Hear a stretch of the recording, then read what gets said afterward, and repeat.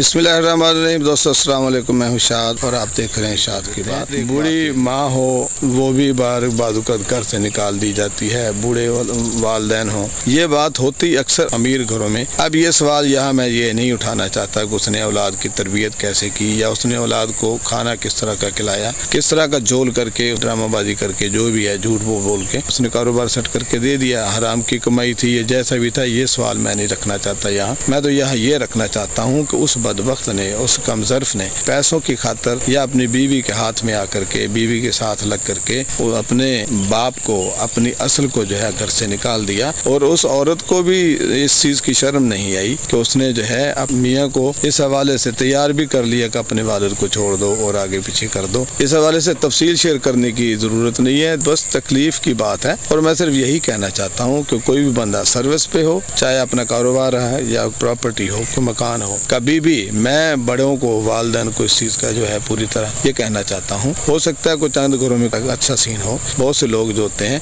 बूढ़े जो होते हैं, ज़ईफ़ हो जाते हैं, तो वो बीमार वगैरह होने पर भी बाज़-औक़ात इस तरह का सीन करते हैं कि वकील को बुलाते हैं और अपनी जो है दौलत जायदाद जो भी प्रॉपर्टी जो होती है वो बच्चों के नाम करवाने की कोशिश करते हैं, करवा देते हैं और बच्चों को बाकायदा इस हवाले से बता भी देते हैं कि ये कर दिया मैंने। वैसे तो पहले विरासत के हवाले से अलग से बात होनी है कि विरासत में किसका क्या क्या हिस्सा होता है, इस हवाले से भी जानकारी दूंगा मैं किसी और वीडियो में। तो मैं यहाँ ये कहना चाहता हूँ कि पहले नहीं करनी चाहिए। आपके पास देखें, अगर सर्विस से रिटायर हुए हैं तो पेंशन आपके पास है, वही आपकी ज़मानत आपको घर में रखने की। आजकल के हालात ऐसे हैं, आप जायदाद आप बच्चों के नाम लगवा देते हैं और आप परे होकर बैठ जाते हैं, मस्जिद मल लेते हैं या अल्लाह करने की तरफ चले जाते हैं। तो ये अपनी जगह पे ठीक अच्छा अमल है, लेकिन पहले अपने हाथ काट करके किसी को ना दें, पाँव पे कुल्हाड़ी मत मारें, ये किसी को लिख के ना दें। जब आप सारा कुछ दे देते हैं फिर आपके हाथ में कुछ नहीं रहता। हालात बदलते देर नहीं लगती, कुछ भी हो सकता है, कुछ होने के चांसेस रहते हैं और ध्यान में रखने भी चाहिए। जैसे मुश्किल हालात से ज़िंदगी गुजर रही है तो इस तरह से कहीं भी नहीं होना चाहिए कि आप अपनी औलाद को सारा कुछ दे के चले जाएं। दे दें, देखें मरेंगे, प्रॉपर्टी जो है ऑटोमेटिकली विरासत के कवानीन के तहत उनको शिफ्ट हो जानी है, उनमें चली जाएगी, बल्कि बराबर जिसका जो जो हिस्सा बनेगा उसको मिल जाएगी। अपने जीते जी इस तरह का सीन न चले। मैं यहाँ पूरी तरह रोकना नहीं चाहता, कहीं कहीं मामला इस तरह के हो भी जाते हैं, करनी पड़ भी जाती है, सीन बनते हैं, लेकिन पूरी तरह कोशिश मेरी यही रहेगी, मेरा मशवरा यही रहेगा कि कभी भी अपनी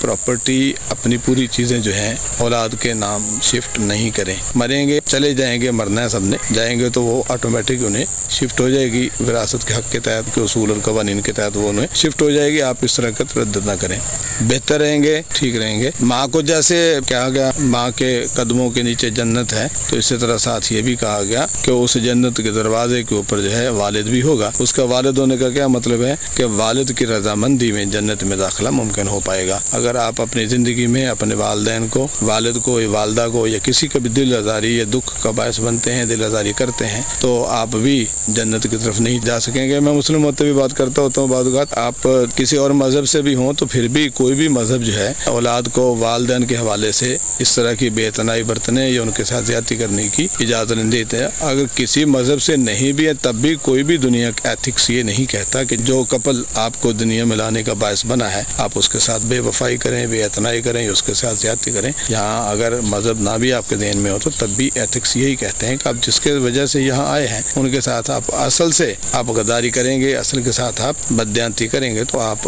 कहीं के भी नहीं रहेंगे, लोगों में आपका एतबार ख़त्म हो जाएगा। और ये वो गुनाह हैं, हम तो ये मानते हैं कि वालिदैन के साथ की हुई ज़्यादतियाँ जो हैं आपको ज़िंदगी में ही मिल जाती हैं, वो आप तब तक मरते नहीं हैं जब तक आप इन चीज़ों को भुगत नहीं लेते या सफ़र नहीं कर पाते। किसी को बुरा लगा तो मैं माज़रत का हूँ। अल्लाह मेरा आपका हामी नासर वस्सलाम। हमें वालिदैन की पूरी तरह इज़्ज़त और एहतराम करने की तौफ़ीक दे।